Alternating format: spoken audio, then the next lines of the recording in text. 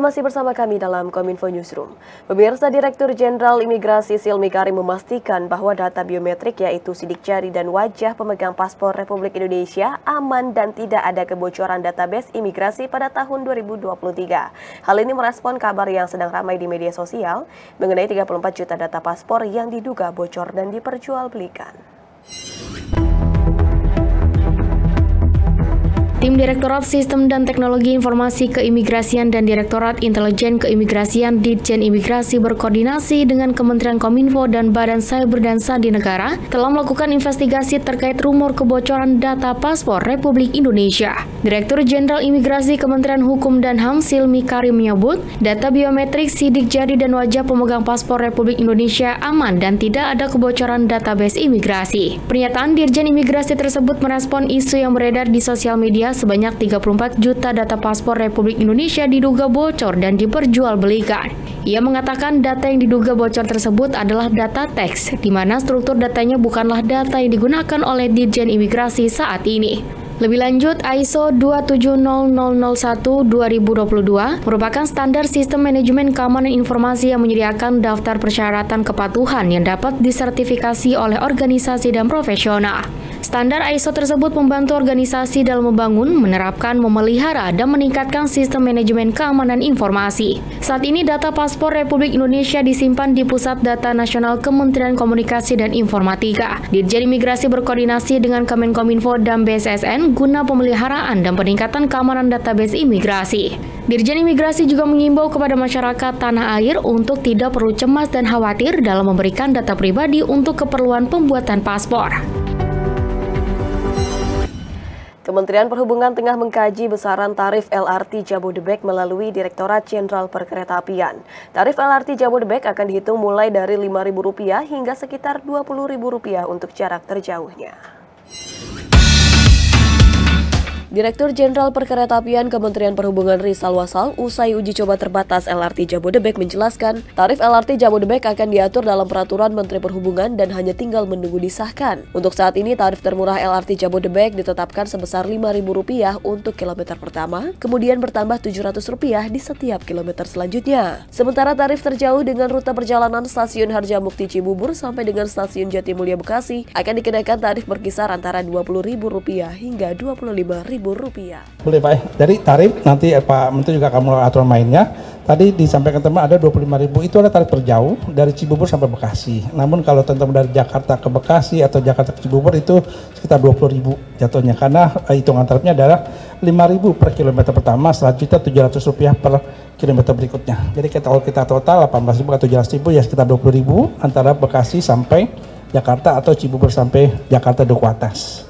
Sebelumnya, Menteri Perhubungan Budi Karya Sumadi juga mengatakan soal perkiraan tarif LRT Jabodebek. Menurutnya, tarif LRT Jabodebek akan ditetapkan di kisaran Rp20.000 hingga Rp25.000 untuk rute terjauh. Namun, pemerintah juga masih melakukan perhitungan untuk besaran tarif. LRT Jabodebek dijadwalkan beroperasi secara komersial pada 18 Agustus 2023 mendatang. Moda transportasi massal ini menggunakan teknologi yang lebih tinggi dari MRT Jakarta ataupun LRT Sumsel, yaitu generasi ketiga atau Grade of Automation Level 3 yang memungkinkan kereta dioperasikan tanpa masinis atau driverless.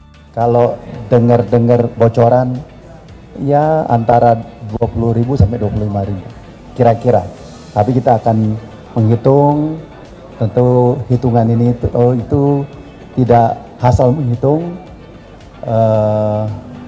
buying to pay daripada masyarakat kita pertimbangkan, walaupun dengan keadaan ini pemerintah masih tetap mensubsidi. Sementara itu, pemirsa, Kementerian Pertanian tengah menyiapkan roadmap bagi daerah-daerah yang terdampak fenomena El Nino dengan membagi ke dalam 3 daerah, yakni daerah merah, hijau, dan juga kuning. Pembagian daerah tersebut dilakukan sebagai upaya untuk mengidentifikasi dan memperkuat strategi menghadapi El Nino dan juga krisis pangan. Menteri Pertanian Republik Indonesia Syahrul Yassin Limpo mengatakan pihaknya mulai mengidentifikasi dan memetakan lokasi yang diprediksi terdampak kekeringan sebagai salah satu strategi mengantisipasi dampak fenomena El Nino di sekitar pertanian. Mentan Syahrul mengumpulkan sekitar 1.600 jajarannya dari pusat dan daerah lewat kegiatan Musyawarah Rencana Pembangunan Pertanian Nasional tahun 2023 di Jakarta pada Rabu 12 Juli 2023 untuk menyusun dan memperkuat strategi menghadapi El Nino dan krisis pangan. Dalam sambutannya, Mentan menyampaikan bahwa pihaknya nanti akan memetakan peta potensi produksi pangan untuk menentukan strategi yang tepat dalam menghadapi kondisi perubahan iklim dengan membagi ke dalam 3 daerah. Di antaranya daerah merah yang sangat minus secara produksi, daerah hijau yang memiliki air dan kecukupan alam, dan daerah dengan daerah kuning yang dinilai memiliki pasokan air dan kecukupan alam yang pas-pasan sehingga perlu mendapatkan intervensi. Adapun untuk daerah hijau, nantinya Mentan menjelaskan akan melakukan booster untuk memacu produktivitas. Sementara untuk di daerah kuning akan dilakukan intervensi berupa penanaman varietas yang tanah kering, perbaikan irigasi dan embung hingga program taksi Al-Sintan atau alat mesin pertanian.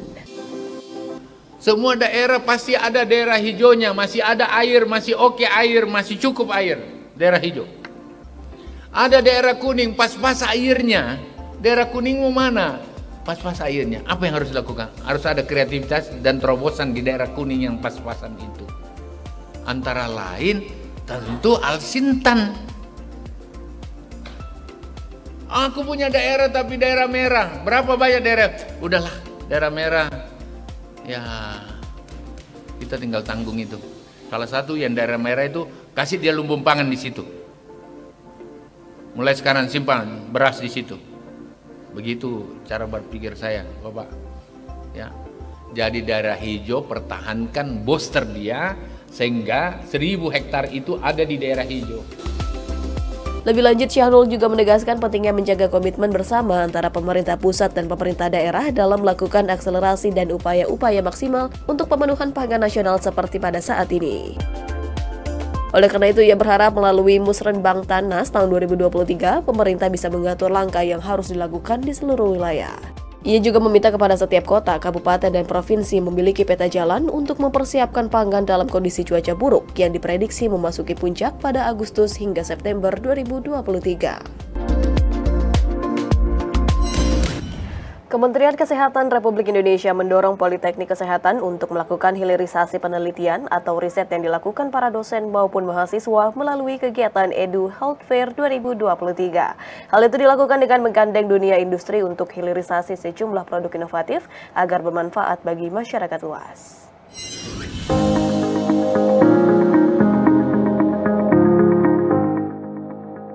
Kementerian Kesehatan Republik Indonesia melakukan kolaborasi bersama lembaga pendidikan dan industri untuk melakukan hilirisasi penelitian atau riset untuk menghasilkan sejumlah produk inovatif agar bermanfaat bagi masyarakat luas.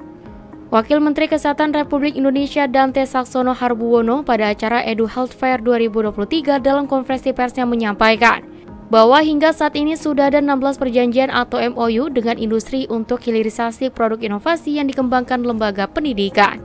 Kita melakukan kolaborasi antara lembaga pendidikan dan industri sehingga beberapa inovasi yang ada di lembaga industri, di lembaga pendidikan itu bisa diaplikasikan ke teknologi yang bisa dipakai oleh masyarakat secara langsung.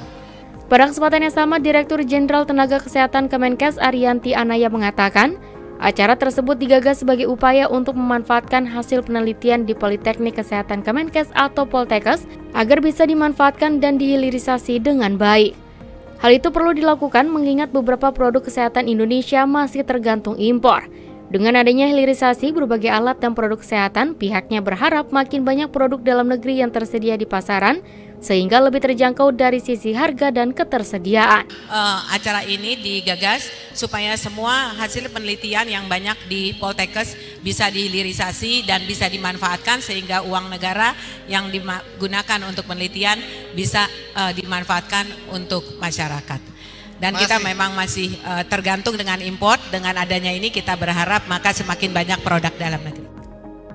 Sementara itu, Direktur Penyediaan Tenaga Kesehatan Oos Fatima mengatakan, beberapa alat yang saat ini sudah dihilirisasi yakni salah satunya adalah alat deteksi gula darah tanpa suntik.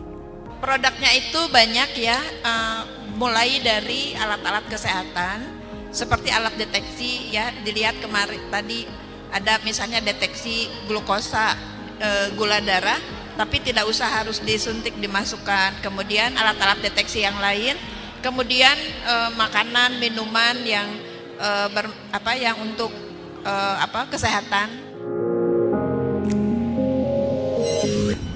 Pemirsa, usai jeda kami akan kembali dengan segmen Dialog Saburai Jua Permata Biru dari Timur Indonesia. Tetaplah bersama kami.